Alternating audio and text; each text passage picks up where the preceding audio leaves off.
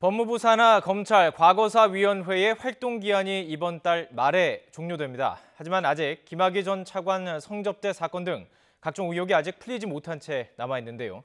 진상조사단은 활동 기한을 연장해달라고 오늘 다시 한번 요청할 계획입니다. 취재기자 연결해 보겠습니다. 강희경 기자. 네, 대검찰청입니다. 네, 오늘 과거사위원회와 진상조사단 활동 기한 연장 여부를 다시 논의할 예정이죠? 네, 법무부 산하 검찰 과거사위원회의 활동 기한은 이번 달까지로 예정돼 있습니다. 실무 조사를 담당하고 있는 대검찰청 진상조사단은 지난 11일 기한 연장을 요청했는데요. 과거사위는 이미 과거사위원회와 조사단 활동이 3차례 연장된 상황에서 또다시 연장하는 건 현실적으로 어렵다며 받아들이지 않았습니다. 하지만 아직 남은 의혹을 조사하기에는 시간이 물리적으로 부족한 상황입니다. 그런 만큼 대검 진상조사단은 오늘 오후 2시 법무부 과천청사에서 열리는 과거사위 본회의에서 다시 한번 활동 기한 연장을 요청할 방침입니다.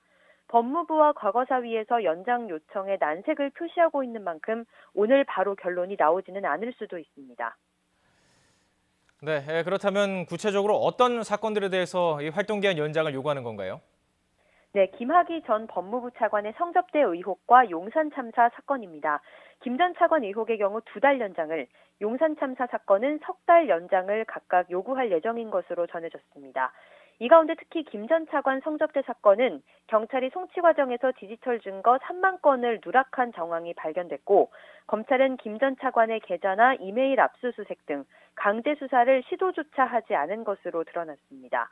여기에 김 전 차관이 조사단의 소환 통보에도 불응하고 있는 만큼 조사단은 시간이 더 필요하다는 입장입니다.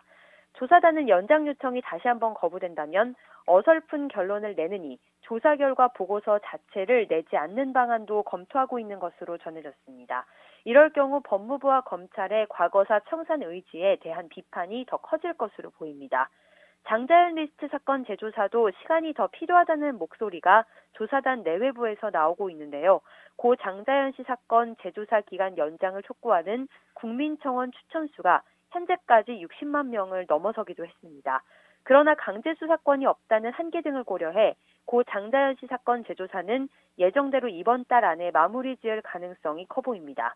지금까지 대검찰청에서 YTN 강희경입니다.